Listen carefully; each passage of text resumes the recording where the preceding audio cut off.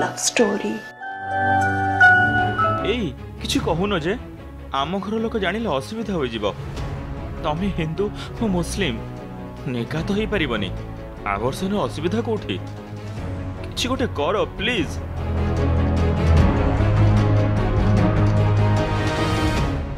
ଫତିମା କଥା ଶୁଣି ଚମକ ପଡ଼ିଲା ଗୌରାଙ୍ଗ। କାନ୍ଧରେ 6 ବୋଇତାର 20 ଗ୍ରାମ ବୋଝକୁ 16 ବର୍ଷ ଧରି ବୁହାଇ ଫତିମା ଆଗରେ ଠିଆ ହୋଇଥିବା 6 ଫୁଟିଆ ଯୁବକ କହିଲା, ପାଗଳ ନା କଣ? ଜୀବ ହତ୍ୟା କରିବା? ଆମ ଓଡ଼ିଆ ଭାଗବତରେ କଣ ଲେଖା ଅଛି ଜାଣିଛ? ମାତୃ ଗର୍ଭିଣୀ ଶିଶୁ ବଧ ପାପଙ୍କ ମଧ୍ୟ ପରମାଦ। ତାହେଲେ ମୋତେ ହତ୍ୟା କରିଦିଅ। ପାରିବିନି ଫତିମା, ପ୍ରେମ କରେ ମୁଁ ତୁମକୁ।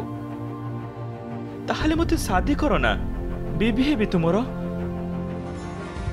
ଶାସନୀ ବ୍ରାହ୍ମଣ ଗାଁର ଉଚ୍ଚା ପିଣ୍ଡାରୁ ପଲସ୍ତରା ଖସି ପଡ଼ିବ, ନନା ଆତ୍ମହତ୍ୟା କରିଦେବେ। ତାହେଲେ କରିବା କଣ ତ କୁହ? ଏଠି ଶିଶୁ ହତ୍ୟା ପାପ, ବିବାହ ପରିଜନଙ୍କ ମୃତ୍ୟୁ। କେବଳ ଗୋଟେ ବାଟ ମୋର, ମରିବା। ମୁଁ ମରୁଛି, ମତେ ସେତକ ତ ଅନୁମତି ଦିଅ। ନାଇଁ, ମୁଁ ତୁମକୁ ମରିବାକୁ ଦେବିନି। ତମେ ବଞ୍ଚିବ ଫତିମା, କେବଳ ମୋ ପାଇଁ। ଶାଦି କରିବ ମତେ?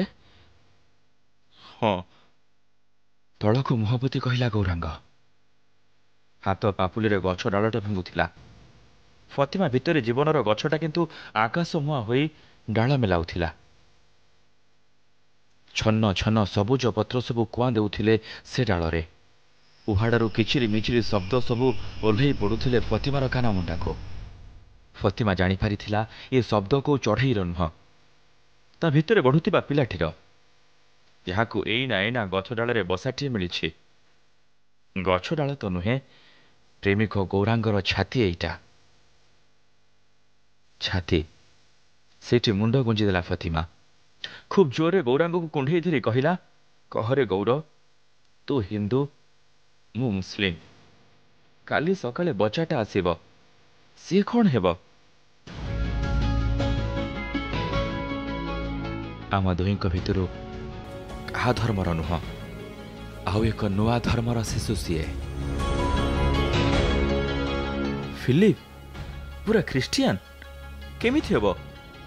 ଗୋଟେ ପଲ୍ଲା ତଳେ ଆମେ ଦେଖିବା ଈଶ୍ୱର, ଆଲ୍ଲାହ ଆଉ ଯୀଶୁଙ୍କୁ, ପଢ଼ିବା ଗୀତା, କୋରାନ, ବାଇବେଲକୁ। କେମିତି ହେବ? ଖୁସିରେ ଢେଉ ପରି ନାଚୁ ନାଚୁ ଫତିମା ପଚାରିଲା ଗୌରକୁ। ଗୌର ଆଖିରେ ଚାନ୍ଦ ଉଇଁବା ପରି ଉଜ୍ଜଳପଣ। କେବେ ଶାଦି କରିବା ଯେ?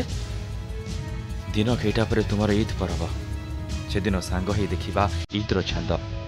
ମୁଁ ତ କୋଳରେ ଶୋଇ ତୋ କାନରେ କହିବି ଆମ ଶାଦିର ତାରିଖ।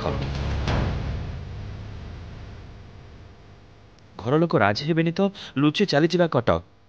ପ୍ରଥମେ ବାହା ହେବା କଦମ ରସୁଲରେ, ତାପରେ ସିଧା ଗଡ଼ଗଡ଼ିଆ ଘାଟ।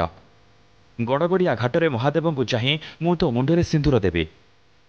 ଫୁଲେଇ ହେଇ ଦୁମ୍ କିନା ଗୋଟେ ମିଠା ଥାପଡ଼ ଦେଲା ଫତିମା ଗୌରର ଛାତିରେ।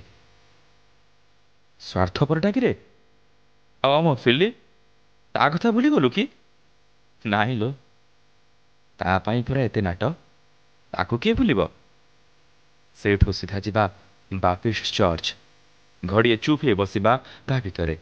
ତାପରେ ମୁଁ ପୋପଙ୍କଠୁ ଆଣିବି ମିରାକିଲ ୱାଟର, ବୋଳିଦେବି ତୋ ପେଟ ଯାକ, ଆଉ ଯୀଶୁଙ୍କୁ ଚାହିଁ କହିବି, ତୁମ ଫିଲିପ ତୁମକୁ ଲାଗିଲା ହେ ଯୀଶୁ। ଦିନର ବୟସ ଥିଲା। ଆଗାମୀ ଇଦ୍ର ସ୍ୱପ୍ନରେ ଓନି ଛାଟି ଘରମୁହାଁ ହେଉଥିଲା ଫତିମା। ପଛରୁ ଗୌର କହୁଥିଲା, କବରଖାନା ପାଖରେ ଡରିବୁନି ଫତିମା। ସଞ୍ଜ ଓହ୍ଲାଉଥିଲା ଫତିମାର ଗାଁ ମେହବୁବପୁରର ମାଟିକୁ। ତାପରେ ଇଦ୍ ଆସିଲା। ଇଦ୍ର ଅଧା ଆକାଶରେ ଅଧା ଚାନ୍ଦର ରୋଷଣୀ। ଫତିମା ସହ ଗୌରର ଦେଖା ହେଇଛି କି ନାହିଁ କେହି ଜାଣିନାହାନ୍ତି, ନା ମୁଁ ନା ଆଉ କେହି।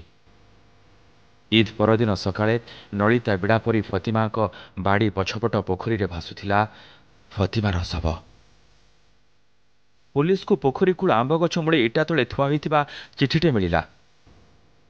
ଚିଠିର ଭାଷା କିଛି ଏମିତି, ଏ ଦୁନିଆରେ ହିନ୍ଦୁ ମିଛ, ମୁସଲିମ ମିଛ, ଖ୍ରୀଷ୍ଟିଆନ ବି ମିଛ, ମିଛ ଗୀତା, ମିଛ କୋରାନ, ମିଛ ବି ବାଇବେଲ। ଏ ପୃଥିବୀ ପାଇଁ ଆଉ ଧର୍ମ ନୁହଁ, ମାନବଟିଏ ଲୋଡ଼ା। गीता कुरान बाइबेल समस्त केवल धार्मिक तैयारी कले। भांगी दियो सबु धर्म को, चिरी दियो सबु ग्रंथ को, गीता कुरान बाइबेल रो सार को नहीं तैयारी कर नुआ एक धर्म ग्रंथ गीकोबेल। मानव धर्मर महाग्रंथ जो पर्यंत मानवटी आसेनी से जाए धर्मर द्वाही मरुथिबे फतिमा माने। चालुथिब दा छुरी आ कटुरी खेल, बुड़ी जाउथिबे संभाव्य स्वप्नर सूर्योदय बोलाउथिबा फिलिप माने। पारिब तो तैयारी करी मानवतार महाग्रंथ गीकोबेल। धर्मर सप्त तल इमारत को भांगी तैयारी करि परिबो मानव धर्म नामनी धर्मटीए। आमे समस्ते थिलु से गाड़िया हुड़ारे, हिंदू मुस्लिम और ख्रिस्टियान। केही भी साहस करि पारिलुनी हंटिए भरिबाकू। आम पृथ्वी को मानव नुह धार्मिक दरकार।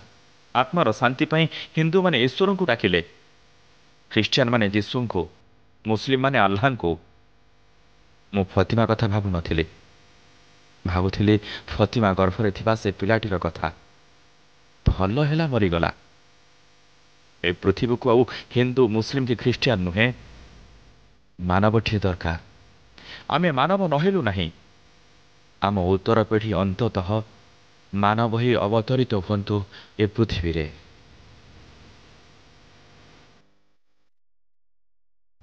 नमस्कार बंधुगण, मु मनोज महापात्र कहानी शुणाए। आपण शुणुथिले एई तो जीवन कहानी, आपणक जीवनर आपणक आखपाखर। बंधुगण, आज आपण शुणिले शरणारविंद ओझांक कहानी गोटे जह्न रातिर गप। ए गल्पर लेखक कौन जातीय बा धर्म संप्रदाय को आघात देवा चाहती नहीं। धर्मर ऊर्ध्वरे मानवतार रक्षा हो, यह उद्देश्य।